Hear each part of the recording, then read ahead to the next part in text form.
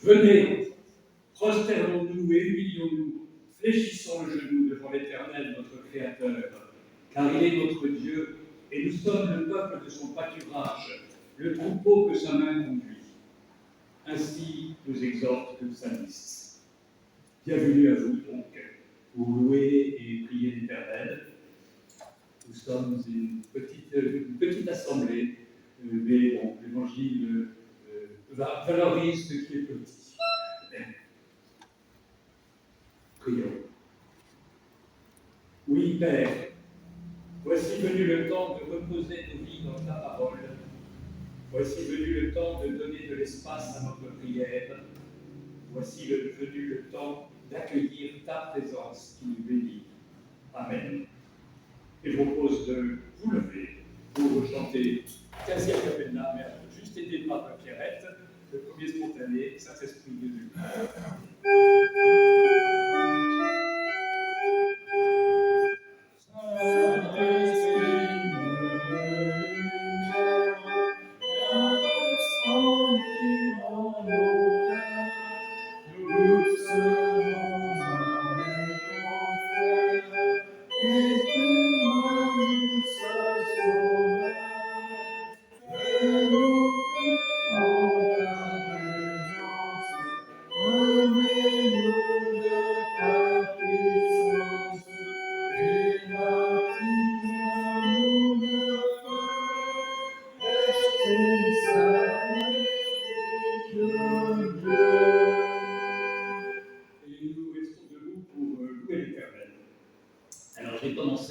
En citant un verset du psaume 95.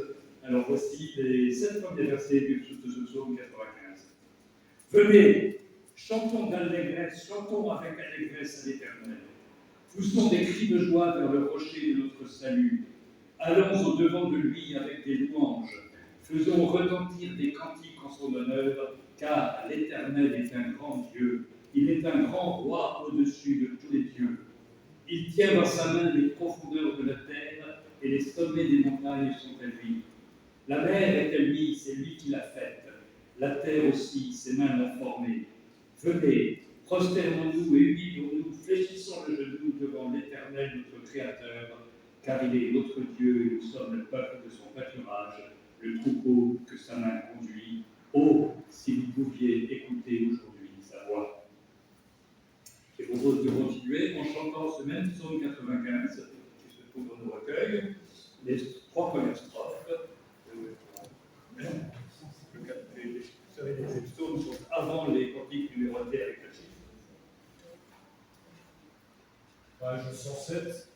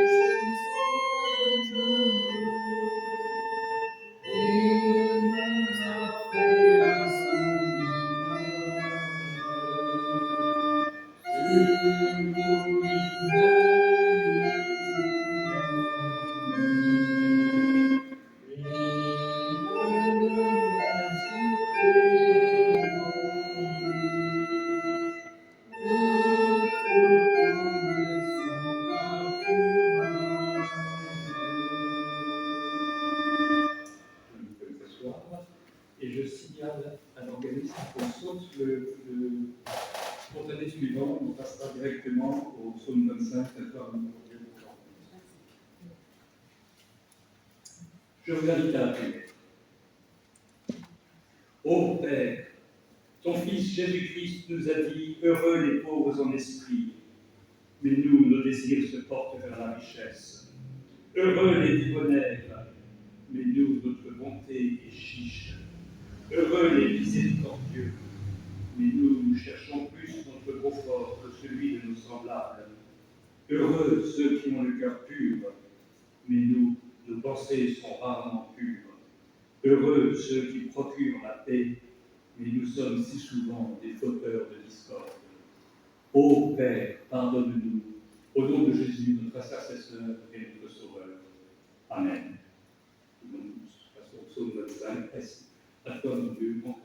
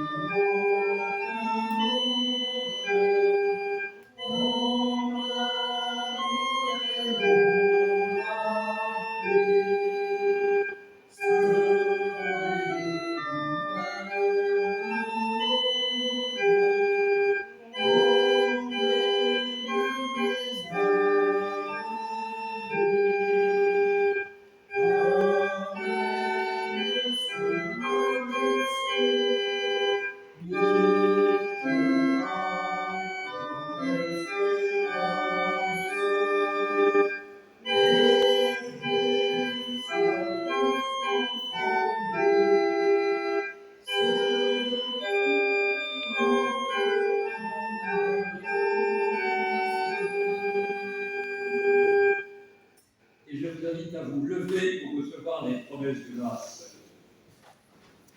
Et je les trouve dans le prophète Jérémie.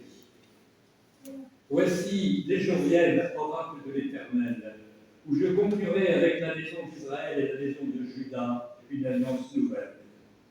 Après ces jours-là, oracle de l'Éternel, je mettrai ma loi au-dedans d'eux, je l'écrirai sur leur cœur, je serai leur Dieu et ils seront mon peuple.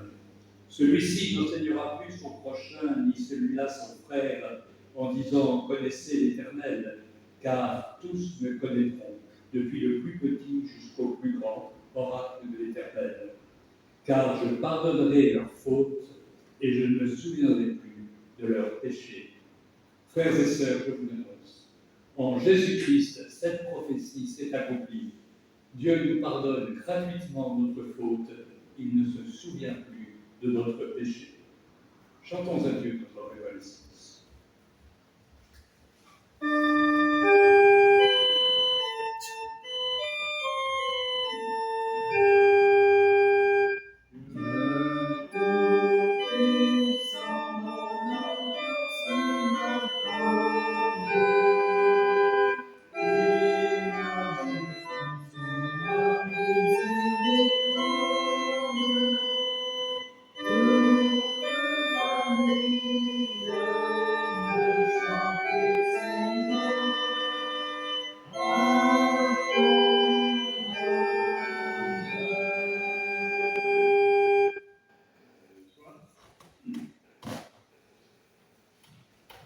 Et nous prions avant d'ouvrir les Écritures, et je trouve ces lignes dans le prophète Ésaïe. Éternel, éveille chaque matin, éveille mon oreille, pour que j'écoute à la manière des disciples. Le Seigneur, l'Éternel, m'a ouvert l'oreille, et moi, je ne me suis pas révélé, je ne me suis pas retiré en arrière. Amen. Alors le texte de ce dimanche, dans notre lectionnaire et aussi dans l'Église romain, est la fin du récit de la multiplication des pains dans l'Évangile selon Jean. Mais voilà, il y a 15 jours, notre président, que je tiens quand même, Fabien, a magnifiquement prêché sur l'ensemble de ce chapitre de Jean. Alors, je vais pas recommencer après. Alors à la place, je vous propose de suivre l'autre série de l'année dans 6 ans. Vous savez, là, cette lecture continuera à travers toute l'année. Et donc, je vous propose de parcourir ensemble les récits c'est dans l'évangile de Marc, au chapitre 14, les récits de l'arrestation de Jésus et du procès devant le Sanhédrin.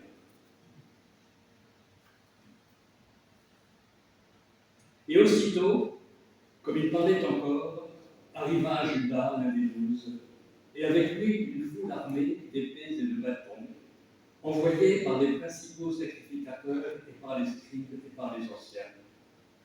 Et celui qui le livrait leur avait donné ce signe: celui que j'embrasserai, c'est lui, saisissez-le et emmenez-le sur moi.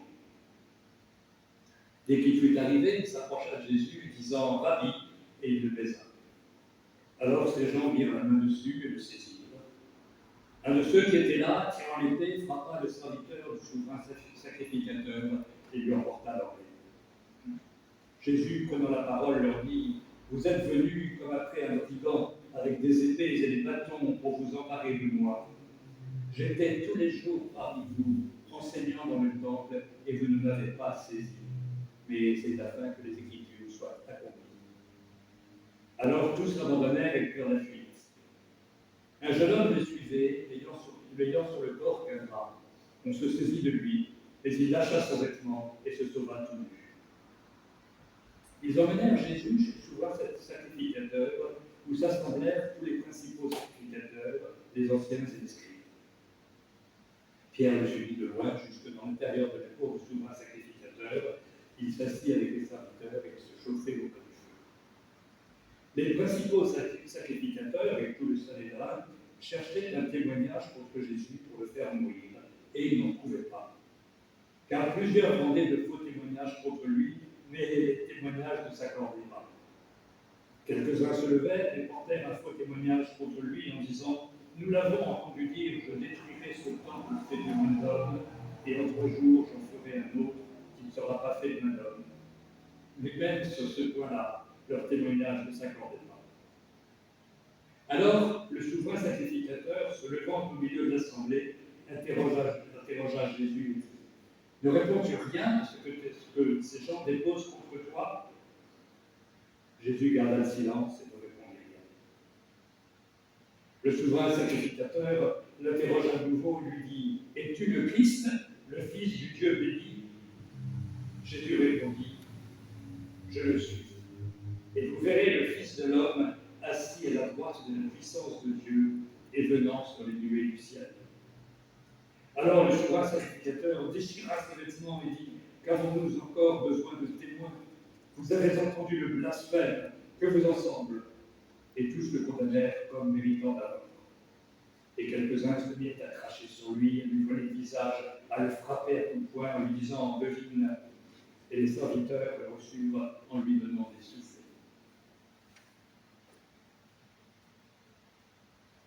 Alors, pour parcourir un peu ce texte, d'abord quelques mots pour souligner que ces 2 épisodes, l'arrestation et le procès contre Sanhédrin, sont rapportés de façon très cohérente dans les 4 évangiles. Et ça me paraît être une indication assez forte de leur authenticité objective. Alors Luc fait se dérouler le procès de jour, quand les 3 autres le font se dérouler la nuit, immédiatement dans la suite de l'arrestation. Luc y ajoute l'envoi de Jésus à Hérode par Pilate. Jean, de son côté, a un long développement à propos du dialogue entre Pilate et Jésus.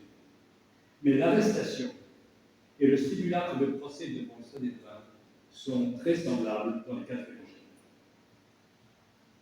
Alors, nous voici devant un exemple typique d'instrumentalisation de la justice au profit d'une cause politique. La cause politique, c'est éviter de saper l'autorité des chefs du peuple, bien sûr, et pour une occasion d'éviter de provoquer les Romains. J'ai rien dit. Alors, il faut savoir que le grand sacrificateur partageait avec le roi de pacotille le reste de pouvoir concédé aux autorités locales par le pouvoir romain. Et si je comprends bien l'évangile de Luc, Hérode était compétent en Galilée, et le souverain sacrificateur en Judée, notamment à Jérusalem. Et, fait important pour comprendre ce texte, le souverain sacrificateur était nommé, mais aussi révoqué par le procurateur romain. Curieuse intervention du pouvoir séculier dans les affaires religieuses, mais ça n'étonne que les Français modernes. Souvenons-nous que depuis le Concordat de Bologne en 1516, les rois de France, puis les chefs d'État successifs, nommaient des évêques en France. Ceci jusqu'en 1905. Et encore, aujourd'hui encore, c'est le président de la République qui nomme des évêques de Metz et de Strasbourg, pour ne pas retoucher au Concordat et au droit local. Notre président est le dernier chef d'État au monde à jouir de la capacité à nommer des évêques catholiques. Pour être très laïque pour la République française. Donc Caïphe, grand sacrificateur des 18 à 36, tient son pouvoir des Romains. Et il doit se tenir à carreau. Ses trois prédécesseurs ont tous été démis de leurs fonctions au bout de 3 ans ou moins. Donc lui, il doit être un saint politique et suffisamment docile pour s'être maintenu si longtemps. Et il agit en fin politique docile. Arrestation furtive en pleine nuit, procès rapide, mais avec tous les dehors de la légalité. En effet, ce sont les représentants des 3 ordres présents au Sanhédrin, sacrificateurs, scribes et anciens, qui accompagnent la milice chargée d'arrêter Jésus, puis qui sont réunis pour le procès, expéditif certes, procès qui essaye de respecter la règle juridique instaurée par la Torah des 2 témoins concordants. C'est dans les nombreux 35 ans. La cause politique s'habille du bien commun. Éviter des troubles qui pourraient conduire à une répression des Romains. Et de nombreux précédents existaient, et on verra avec le sac de Jérusalem en 70 jusqu'où cette répression peut aller. Mais bien sûr, la position personnelle de Caïphe est aussi en jeu. Alors, quelle est sa vraie motivation? Qu'il est confortable dans cette situation, hier comme aujourd'hui, de ne pas trop creuser. Tout cela semble désespérément moderne. J'espère, oui, j'espère, que le mode de désignation des juges et du Conseil supérieur de la magistrature en France nous préserve en grande partie de ce genre de procès politique. Mais qu'on y prenne garde. La qualité même de cette protection est sujette à estimation. Les juges, les lois qu'ils appliquent, votées par le Parlement, représentent un consensus politique. Et en France même, bien des mouvements contestataires qualifient certains procès de politique. À tort, je veux le croire. Au demeurant, un procès peut prendre une autre forme que juridique. Nous savons tous les lynchages dont sont capables les médias modernes et tout particulièrement les réseaux dits sociaux. Et je ne jurerai pas que jamais je ne me laisserai aller à hurler avec les nuits. Certes, je n'ai pas de réseau social sur mon téléphone, je les hais. Mais je suis, comme tout autre, sensible à l'opinion publique et je peux bien me laisser berner par une présentation biaisée des autres médias. En tout cas, les attaques à nominem, dont se rendent coupables même les chaînes de télévision publiques, me font horreur. Quoi qu'il en soit, souvenons-nous que chaque fois que nous voyons un individu jeté en pâture à la vindicte populaire, cet individu devient, bien malgré lui, une figure du juste condamné par excellence, Jésus-Christ. Et Antoine Louis, à ce propos, cite une conférence de François Mauriac au début des guerres d'Algérie, disant, je cite François Mauriac, donc c'est Louis qui vous cite, « Quelles que soient nos raisons et nos excuses, je dis qu'après 19 siècles de christianisme, le Christ n'apparaît jamais dans le supplicié aux yeux des bourreaux d'aujourd'hui. » Alors, dans ce double épisode, arrestation-procès, nous voyons Jésus mettre en pratique ce que je crois être la plus difficile des exhortations du sermon sur la montagne. Et moi, je vous dis de ne pas résister aux méchants. Oui, je l'avoue, celle-là me paraît particulièrement difficile à mettre en pratique. Alors on n'a pas manqué de mettre le silence de Jésus devant le Sanhédrin en relation avec les descriptions du serviteur souffrant dans le livre d'Ésaïe, et particulièrement le verset qui dit « Il a été maltraité et opprimé, il n'a point ouvert la bouche, semblable à un agneau qu'on mène à la boucherie, à une brebis muette devant ceux qui la tondent, il n'a point ouvert la bouche. » Alors, ne jamais résister aux méchants, ou seulement dans des situations où c'est de toute façon inutile, ou dans les situations où soi seul est en cause.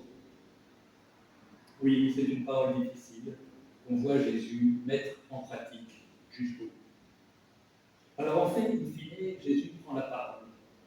Il prend la parole devant le Sanhédrin, et c'est pour la première fois en public pour proclamer sa filiation divine. Il a tenu la confession de Pierre à Césarée Philippe. En réponse à la question de Jésus, qui dit « D'où je suis ?» Pierre répond « Tu es le Christ, le Fils du Dieu vivant. » Et Jésus ne le détrompe pas. Mais ça, c'est en privé, devant les 12 seulement.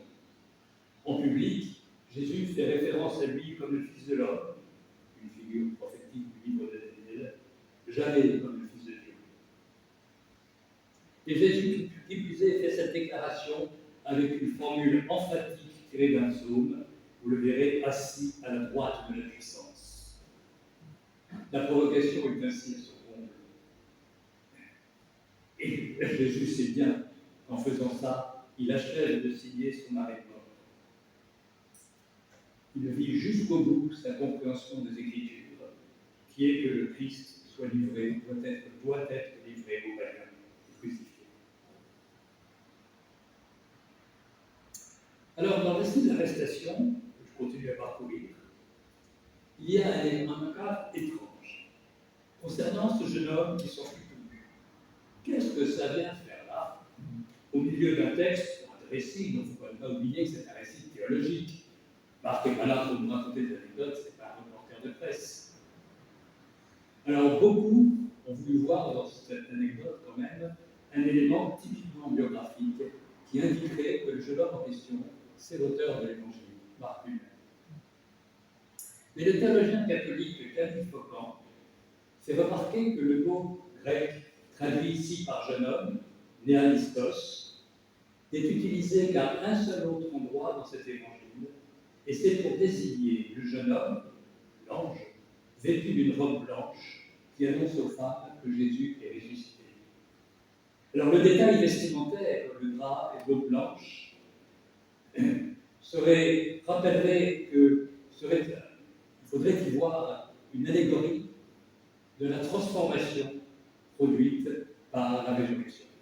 Celui qui est vêtu de son drap, qui s'enfuit tout nu, est devenu le jeune homme vêtu d'une eau blanche qui annonce le ressuscité.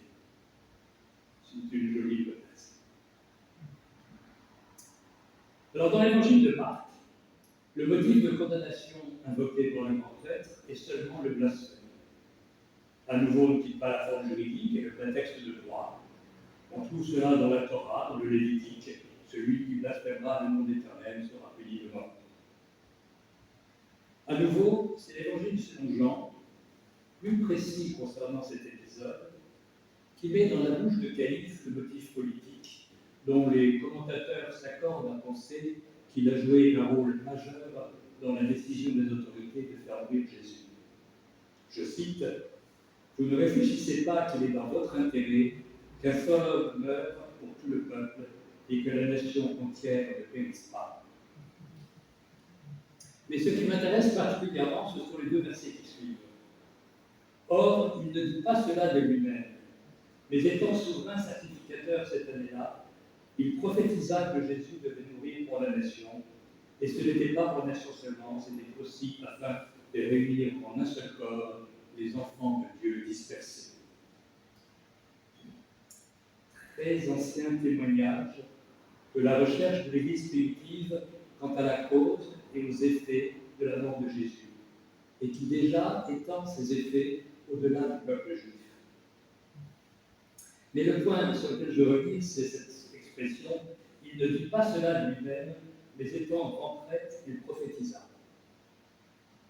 C'est une justification de reconnaître une prophétie, alors ici concernant le futur, pour de reconnaître une prophétie dans une compréhension des paroles du prophète distinctes de ce que celui-ci voulait dire. Alors bien sûr, Caïphe pensait au risque de répression que tout le peuple périsse, vous voyez les Romains au sein de Jérusalem.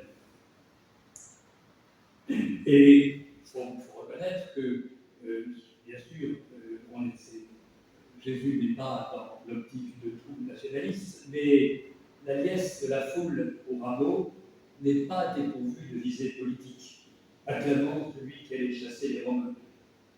Témoin de la déclaration des pèlerins d'Emmaüs. Et nous espérions que c'était lui qui délivrerait Israël. Caïphe était fondé à avoir peur pour le peuple, et au moins pour sa fonction de souverain sacrificateur. Et alors, cette façon de réinterpréter une parole en prophétie, avec un sens distinct de celui de la personne que le locuteur vous voulait dire, on la trouve à pas mal d'endroits, et j'en cite une qui me paraît particulièrement intéressante.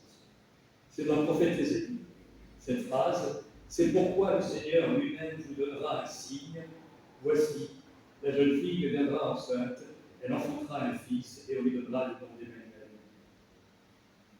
À ce moment, la jeune fille ou jeune femme dont parle le prophète, c'est la reine, la jeune épouse d'Akaz, roi de Juda, menacé par les rois de Syrie et d'Israël.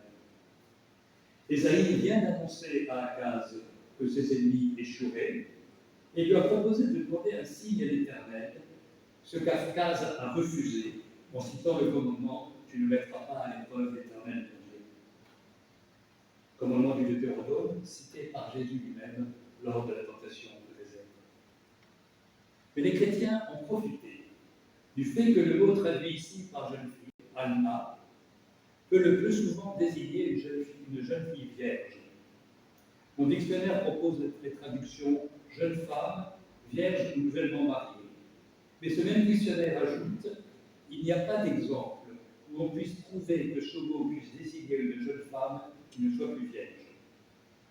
Alors, bien sûr, on a cité ce verset en disant la Vierge deviendra enceinte et on l'a appliqué à la naissance virginale de Jésus. C'est bien sûr pas du tout ce dont parlait Ésaïe. Ce qui peut ainsi passer par un tour de passe-passe, à la limite de l'honnêteté, voire du mauvais côté de la limite, est parfaitement légitime pour la compréhension que les Juifs avaient de la prophétie, et donc parfaitement légitime. Et cet exemple n'est pas isolé, j'en cite un autre.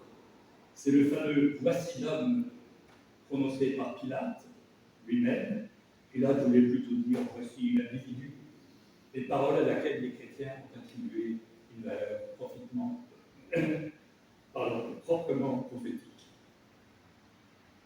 Alors, que ce soit Caïphe, que ce soit Pilate, les deux principaux protagonistes de la condamnation de Jésus à mort, on voit que ce n'est pas une supposée sainteté du locuteur qui fait la parole prophétique.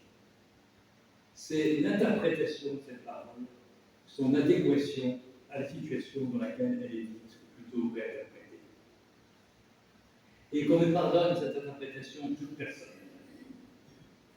Je pense que même si l'abbé Pierre n'a pas été, à titre personnel, le saint personnage qu'on aurait été. Son appel du 1er février 1954. Les amis, au secours, une femme vient de mourir gelée cette nuit à 3 heures sur le trottoir du boulevard Sébastopol, serrant sur elle le papier par lequel, avant-hier, on avait été expulsé. Oui, cet appel a, pour moi, valeur de parole prophétique, pour son temps et pour le nôtre. Alors je comprends la compassion pour les femmes qui l'a abusée. Je ne dirai pas que c'est impardonnable, car qui suis-je pour juger du pardon. Mais je comprends que ces femmes, elles, aient de la peine à pardonner. Mais qu'on n'oublie pas qu'il a sauvé des milliers de pauvres gens de la faim, du dénuement, de la rue. Je ne demande pas qu'on réhabilite l'homme, mais qu'on sépare son rôle prophétique ses travers pour ce Marcustine, et qu'on n'oublie pas son message. Ce serait trop facile d'oublier dans le même souffle ceux qui, aujourd'hui encore, ont besoin de cet extraordinaire élan de générosité intelligente. On me dit d'ailleurs, je ne sais pas quelle est la source, que Martin Luther King n'était pas non plus d'un comportement exemplaire avec les femmes. Mais lui aussi a eu une parole prophétique. Et aussi des procès uniques au demeurant. Il a été condamné à la prison pour un excès de vitesse de 5 miles par heure. L'Évangile nous appelle à discerner les paroles prophétiques, même si leurs auteurs ne sont pas des petits saints.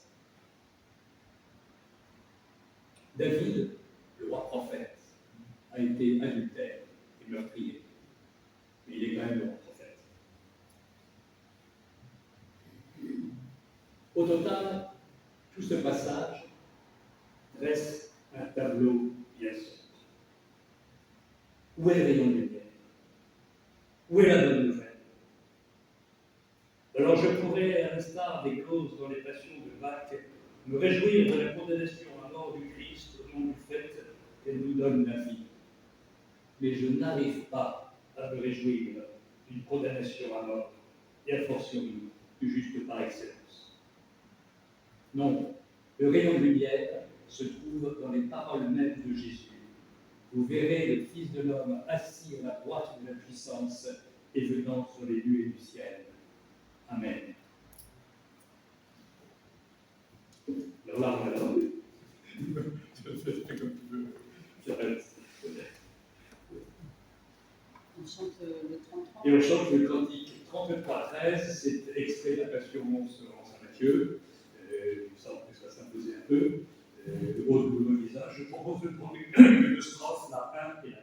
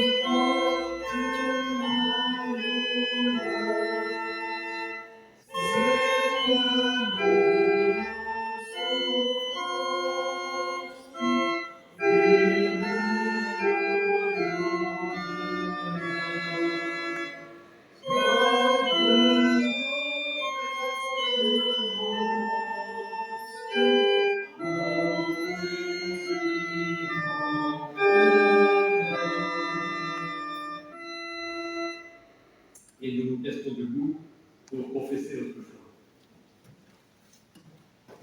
Je crois, et en disant ces mots, déjà je sais, mon Dieu, que je m'en remets à la confiance que tu mets en moi.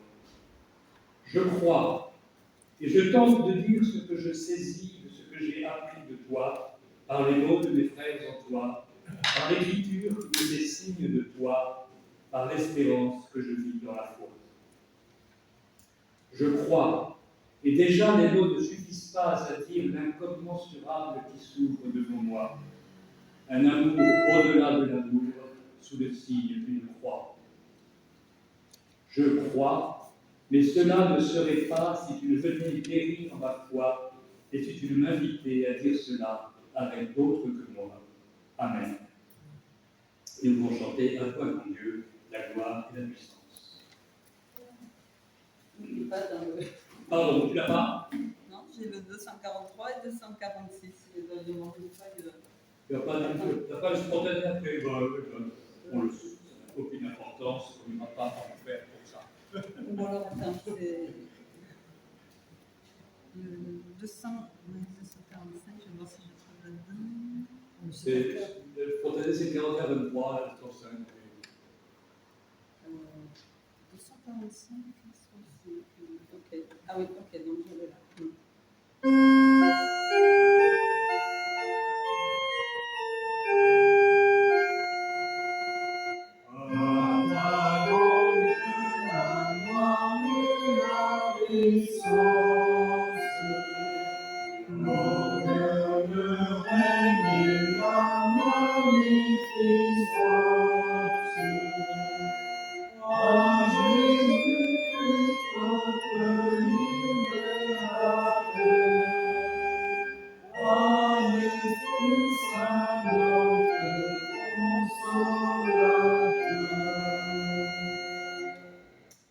Vous asseoir et je pense que c'est très bien par les annonces à venir.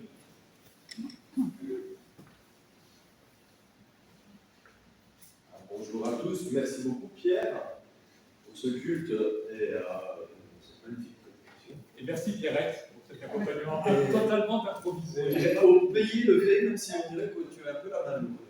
C'était pas plus. Merci beaucoup. Merci à tous d'être présents ici, bien sûr, pour célébrer en communauté ou en interqualité si vous êtes de passage, ce temps de prière. Dimanche prochain, le culte aura lieu le dimanche, avec Sainte Seine. Ici. Alors, oui, a priori, ce sera maintenant toujours à la chapelle. Le samedi 7, on peut annoncer forum des associations à Vence, si jamais vous êtes proche de la ville de Vence, l'information est bonne à voir. Et le culte à Vence donc, se développera à 18h. On signale également ce même samedi 7 un atelier biblique organisé par François Bougard à Nice. Vous recevez probablement la newsletter, sinon l'information est sur notre site internet PUDF Grâce Vence que vous pouvez consulter. On peut aussi se préparer d'ores et déjà pour le samedi 14 au Forum des associations qui cette fois se déroulera à Grasse. Et nous aurons besoin de volontaires, notamment pour tenir le stand de 10h à 18h. Évidemment, pas en continu, mais si vous pouvez assurer un petit relais ou en tout cas passer un petit groupe, ce sera le bienvenu. Et nous devons également nous préparer à notre rentrée le dimanche 15 septembre avec notre culte de rentrée qui sera suivi d'un repas tiré du sac à la salle Arthos. D'autres choses? Juste pour faire la pub de la journée biblique avec François Bougard, c'est quand même un des plus grands exégètes du moment. Ça sera sûrement très intéressant et son thème, c'est la résurrection. La résurrection, voilà, comment prêcher la résurrection, ou comprendre la résurrection. Voilà, donc c'est pas une question simple, mais anodine. Voilà. Et moi, j'ai une bonne nouvelle. C'est que c'est maintenant le moment de l'offrande, qui est donc l'occasion de témoigner votre attachement à l'Église. Juste.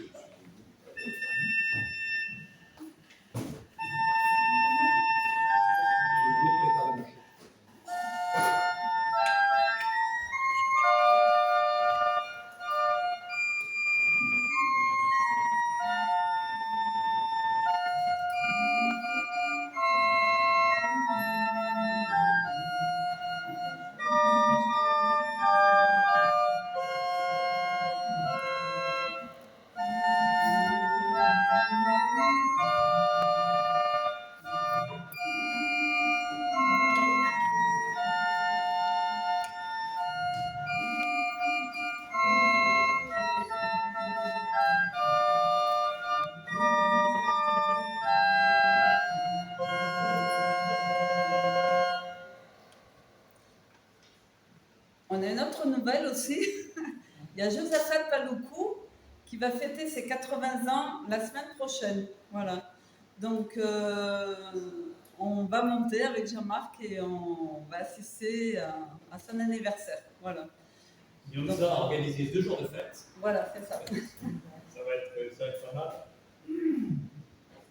À l'état civil, il est né en 1944, mais il pense qu'il est né en 1945 en réalité, et que ses parents ont triché pour l'inscrire plutôt à l'école.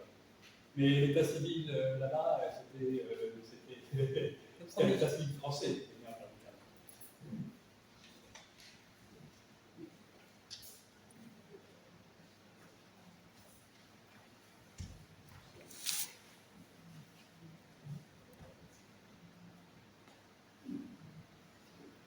Père, accepte notre offrande joyeuse, l'offrande de notre argent, l'offrande de notre travail, l'offrande du temps nécessaire à l'écoute et toute offrande que nous inspire ton amour. Amen. Et je vous propose de nous unir dans la prière d'intercession. Répands, Seigneur, ta lumière sur tous ceux qui, dans la nuit du doute ou du découragement, te cherchent sans pouvoir te nommer. En ce temps où les guerres résonnent de tous côtés, toi, le prince de la paix, suscite entre les hommes et chez leurs dirigeants le désir d'instaurer une paix juste et durable. Fais de nous des semeurs de paix, des artisans de justice. Fais de notre vie, de notre pays, un espace d'accueil qui honore ta création. Espérance de tous ceux qui souffrent, nous te confions les grands malades et tous ceux qui, pour quelque raison, se sentent tristes, délaissés ou méprisés. Reçois nos prières, Seigneur, nous te le demandons par Jésus, ton Fils, notre Seigneur, qui nous a enseigné cette prière que nous te disons maintenant d'une même voix. Notre Père qui es aux cieux, que ton nom soit sanctifié, que ton règne vienne, que ta volonté soit faite sur la terre comme au ciel. Donne-nous aujourd'hui notre pain de ce jour. Pardonne-nous nos offenses, comme nous pardonnons aussi à ceux qui nous ont offensés. Ne laisse pas entrer en tentation, mais délivre-nous du mal, car c'est à la fin qu'appartiennent le règne, la puissance et la gloire pour les siècles. Amen. Et je vous propose de vous lever pour chanter les strophes 1 à 3 du cantique 45-08. L'air précédent était un air de Bach, celui-ci est un air de Haydn. Tu m'as aimé, Seigneur. Oui, c'est ça, nous dira.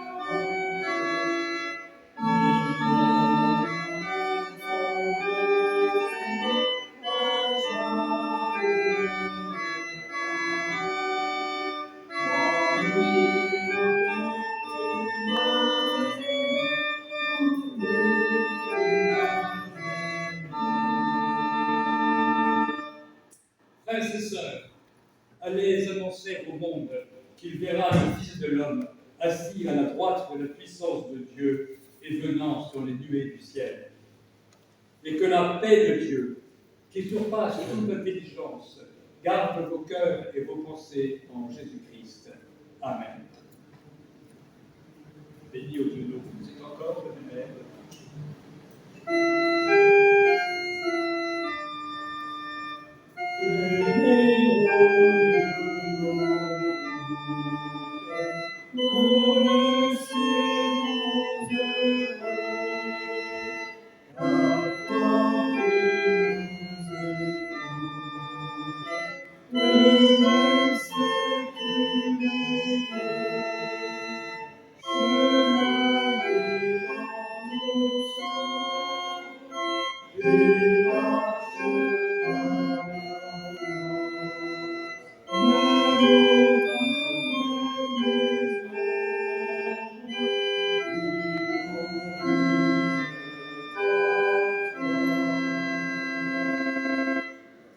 Eh bien, bonne fin de samedi et bon dimanche. Merci.